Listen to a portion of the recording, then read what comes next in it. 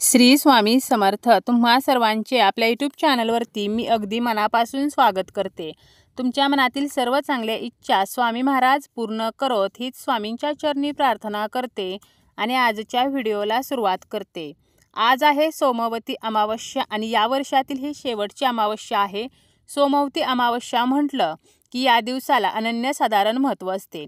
सोमवती अमावस्येला शिव आणि पार्वती यांची जर पूजा केली तर आपल्याला वैवाहिक सुख मिळते, आपल्या मनोकामना पूर्ण होत असतात. त्यामुळे आपल्याला संध्याकाळी प्रदोषकाळी शिवमंदिरामध्ये जाणे शक्य असेल तर आवर्जून शिवमंदिरामध्ये जायचं आहे. त्या ठिकाणी आपल्याला तुपाचा दिवा लावायचा आहे. त्याचप्रमाणे शिवपिंडीवरती जल अर्पण करायचं आहे, भस्म अर्पण करायचं आहे, पांढरी फुले, बेलपत्र या वस्तू अर्पण करायच्या आहेत. त्याचप्रमाणे आपण आपल्या समस्येनुसार सुद्धा काही वस्तू जर सोमवती अमावस्येला शिवलिंगावरती अर्पण केल्या तर आपल्या त्या इच्छा पूर्ण होत असतात. तर अशा कोणत्या वस्तू आहेत याची माहिती देणारा इन डिटेल व्हिडिओ आपल्या चॅनलवरती आहे, तो सुद्धा तुम्ही पाहू शकता. आता या व्हिडिओमध्ये आपण पाहणार आहोत ते म्हणजे संध्याकाळी आपल्याला दिव्यामध्ये एक वस्तू टाकायची आहे. तुळशीजवळ किंवा आपण देवघरामध्ये दिवा लावतो त्यामध्ये जरी आपण ही वस्तू टाकली तरी सुद्धा चालेल, ज्यामुळे माता लक्ष्मी आपल्या घराकडे खेचली जाईल आणि आपले दारिद्र्य गरिबी जी आहे तर ती संपेल.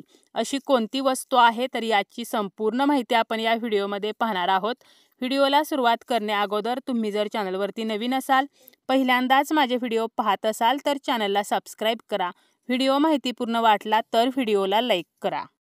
प्रत्येक व्यक्तीच्या आयुष्यामध्ये काही ना काही प्रॉब्लेम असतात. काही प्रॉब्लेम हे आर्थिक असतात, जसं की घरामध्ये पैसा येत नाही, माता लक्ष्मी स्थिर नाही किंवा पैसे येत आहेत परंतु वायफळ खर्च वाढत आहे, पैसे आले तरी लगेच ते खर्च होत आहेत, पैसा येण्याचे मार्ग मिळत नसतील. तर अशा आर्थिक समस्या असतील तर आपल्याला दिव्यामध्ये काही वस्तू टाकायच्या आहेत. त्याचप्रमाणे घरामध्ये दोन व्यक्तींचे पटत नसेल, घरामध्ये मतभेद आहेत, सतत कलह, किरकिर, कटकटी आहेत, अशा जर मानसिक समस्या असतील किंवा घरामध्ये सततचे आजारपण आहे, घरातील एखादी व्यक्ती जी आहे तर ती सतत आजारी पडत असेल तरी सुद्धा आपल्याला हा जो उपाय आहे तर तो करायचा आहे. म्हणजे काय तर आर्थिक समस्या, मानसिक समस्या आणि शारीरिक समस्या, तर यासाठी आपण हा उपाय करू शकतो. दिव्यामध्ये आपल्याला काही वस्तू टाकायच्या आहेत. त्याचप्रमाणे दिव्याखाली सुद्धा आपल्याला एक वस्तू ठेवायची आहे. आता हा दिवा जो आहे तर तो कुठे लावायचा आहे तर हा दिवा आपल्याला संध्याकाळच्या वेळेला तुळशी मातेजवळ लावायचा आहे. काही जे उपाय आहेत तर ते आपण खास दिवशी खास तिथींना केले तर ते फलदायी ठरत असतात आणि या उपायांमुळे बरेचसे फरक सुद्धा दिसून येतात. फक्त उपाय केले म्हणजे आपल्याला लगेच रिझल्ट मिळतो असे नाही, तर आपण जे उपाय करतो त्यामध्ये आपल्याला सातत्य ठेवायचं आहे. ते उपाय आपल्याला सारखे सारखे सुद्धा करायचे असतात. त्याचप्रमाणे आपण जेव्हा उपाय करतो तर तेव्हा एक प्रकारे जी नकारात्मक ऊर्जा आहे तर ती नष्ट होत असते आणि बरेचसे प्रॉब्लेम हे नकारात्मक ऊर्जेमुळे सुद्धा होत असतात आणि नकारात्मक ऊर्जा नष्ट व्हावी तर यासाठीच खास करून हे उपाय जे आहेत तर ते आपण करत असतो. आपल्या हिंदू धर्मामध्ये दिव्याला खूप महत्त्व आहे. कोणताही धार्मिक विधी असेल किंवा एखादी पूजा असेल, कोणतंही अनुष्ठान असेल, पारायण असेल किंवा आपण अगदी एखादी जर सेवा करत असू तरी सुद्धा आपण सर्वप्रथम दिवा प्रज्वलित करतो. अग्निदेवतेला साक्षी मानून आपण एखादी पूजा करत असतो, कारण अग्नीशिवाय कोणतीही पूजा असेल, धार्मिक विधी असेल तर तो अपूर्ण मानला जातो. एवढं महत्त्व या दिव्याला आहे. आपण दीपदान सुद्धा करत असतो. दीपदानामुळे आपल्याला मोक्षाची प्राप्ती होते, शिवलोक प्राप्ती होत असते. त्याचप्रमाणे धनप्राप्तीसाठी, लक्ष्मी प्राप्तीसाठी सुद्धा दीपदान जे आहे तर ते केले जाते, म्हणजे आपण दिव्याचं दान करत असतो. त्याचप्रमाणे दिवा आपल्याला अंधारातून प्रकाशाकडे सुद्धा घेऊन जात असतो. आपण जे कष्ट करतो, मेहनत करतो त्याला नशिबाची साथ मिळावी तर यासाठी आपल्याला हा उपाय करायचा आहे. आपल्या घरामध्ये माता लक्ष्मी स्थिर राहावी, घरामध्ये पैशाला पैसा लागावा, घरामध्ये आपल्या धनधान्यामध्ये वाढ व्हावी, म्हणून तुम्हाला काय करायचं आहे तर या दिवशी दिव्यामध्ये आवर्जून काही वस्तू टाकायच्या आहेत आणि दिव्याखाली एक वस्तू ठेवायची आहे. आता ही वस्तू कोणती ठेवायची आहे यासाठी आपल्याला एक प्लेट घ्यायची आहे आणि पांढरे तांदूळ घ्यायचे आहेत. तांदूळ हे अखंड असावेत, किडलेले तुटके फुटके तांदूळ घ्यायचे नाहीत. आणि या प्लेटमध्ये आपल्याला त्या तांदळाचं अष्टदल कमळ तयार करायचं आहे किंवा तांदळाचं स्वस्तिक जे आहे तर ते आपल्याला काढायचं आहे आणि दिवा जो आहे तर तो बरोबर मध्यभागी ठेवायचा आहे. आता दिवा कोणत्या धातूचा घ्यावा तर तुम्ही तांब्याचा दिवा घेऊ शकता, स्टीलचा घेऊ शकता, पितळेचा घेऊ शकता, मातीचा घेऊ शकता किंवा तुम्ही कणकेचा दिवा सुद्धा बनवू शकता.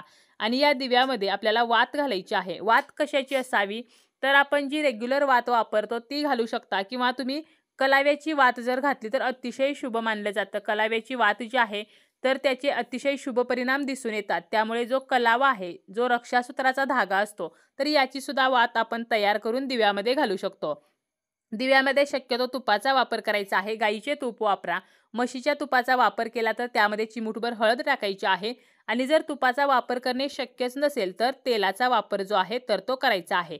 तर अशा प्रकारे दिवा सुद्धा तयार करून घ्यायचा आहे आणि आपण जे अष्टदल कमळ काढलेला आहे किंवा स्वस्तिक काढलेला आहे तर बरोबर मध्यभागी त्यावरती आपल्याला हा दिवा ठेवायचा आहे। वातीची दिशा उत्तरेला करायची आहे। उत्तर दिशा जी आहे तर या दिशेचे स्वामी असतात कुबेर देव आणि कुबेर देव हे धनाची देवता आहेत। त्यामुळे उत्तर दिशा जी आहे तर ती कुबेरांची दिशा आहे, म्हणून आपल्याला वातीची दिशा उत्तरेला करायची आहे। खास करून जेव्हा आपण एखाद्या आर्थिक समस्येसाठी हा उपाय करतो तर त्यावेळेला दिशा जी आहे तर ती उत्तरच करायची आहे। चुकूनही दक्षिणेला वातीचं तोंड करायचं नाही। तर अशा प्रकारे दिवा मांडून झाल्यानंतर आपल्याला काही वस्तू घ्यायच्या आहेत। आता या वस्तू कोणत्या, तर आपल्याला घ्यायच्या आहेत 2 लवंग। लवंग ह्या फूल असलेल्या अखंड असाव्यात, तुटलेल्या फुटलेल्या नसाव्यात। एक वेलची घ्यायची आहे। वेलची सुद्धा हिरवी वेलची घ्यायची आहे, व्यवस्थित असावी, किडलेली नसावी। आणि एक कापूर घ्यायचा आहे। एक वेळ वेलची आणि कापूर नाही घेतलं तरी चालेल, परंतु 2 लवंगा ह्या घ्यायच्याच आहेत। आपल्याला हे सर्व साहित्य उजव्या हातामध्ये घ्यायचं आहे। यानंतर आपल्याला श्रीहरी विष्णूंचं स्मरण करायचं आहे, माता लक्ष्मीचं स्मरण करायचं आहे। 16 वेळेला महालक्ष्मी अष्टकम म्हणायचं आहे। 16 वेळेला शक्य नसेल 1 वेळेला महालक्ष्मी अष्टकम म्हणा। त्यानंतर 108 वेळेला माता लक्ष्मीचा जो मंत्र तुम्हाला येतो तर तो म्हणायचा आहे आणि 108 वेळेला आपल्याला ओम नमो भगवते वासुदेवाय तर हा मंत्र म्हणायचा आहे। यानंतर या वस्तू दिव्यामध्ये टाकायच्या आहेत आणि त्यानंतर दिवा जो आहे तर तो प्रज्वलित करायचा आहे। दिवा प्रज्वलित केल्यानंतर आपल्याला त्या दिव्याला हळदी कुंकू अक्षता फूल अर्पण करायचं आहे। हात जोडून नमस्कार करायचा आहे। पुन्हा एकदा विष्णू आणि लक्ष्मीला आपली समस्या सांगून या समस्येतून आम्हाला बाहेर काढा म्हणून प्रार्थना करायची आहे। आता हा दिवा लावून झाला। आता दिव्याखाली आपण कोणती वस्तू ठेवायची आहे, तर अगोदर सांगितल्याप्रमाणे दिव्याखाली तांदळाचं स्वस्तिक किंवा तांदळाचं अष्टदल कमळ जे आहे तर ते आपल्याला काढायचं आहे आणि दिव्यामध्ये टाकायचे आहे लवंग, वेलची आणि कापूर। दिवा विजल्यावर काय करायचं किंवा त्या वस्तूंचं काय करावं, जेव्हा दिवा विजेल तर तेव्हा दिवा हा उचलायचा आहे, कारण विजलेला दिवा तुळशी मातेजवळ ठेवू नये। त्याचप्रमाणे आपण जर धातूचा दिवा वापरला तर दिवा हा खंडित झालेला, तुटलेला, फुटलेला नसावा। व्यवस्थित सुस्थितीत असलेला दिवाच आपल्याला या उपायासाठी वापरायचा आहे। रोज आपण जो तुळशीजवळ दिवा लावतो तो वापरला तरी सुद्धा चालेल, परंतु दिवा हा स्वच्छ असावा। आता जेव्हा दिवा विजेल त्यानंतर तो उचला। दिवा जर कणकेचा तुम्ही बनवलेला असेल तर दिवा आहे असा तुम्ही दुसऱ्या दिवशी किंवा तुम्हाला शक्य असेल तर त्या दिवशी एखाद्या झाडाखाली नेऊन ठेवू शकता। किंवा धातूचा दिवा असेल तर त्यामध्ये ज्या आपण वेलची टाकलेला आहे, लवंग टाकलेला आहे, तर या सर्व वस्तू दुसऱ्या दिवशी एखाद्या झाडाखाली किंवा निर्माल्यामध्ये आपल्याला नेऊन टाकायच्या आहेत।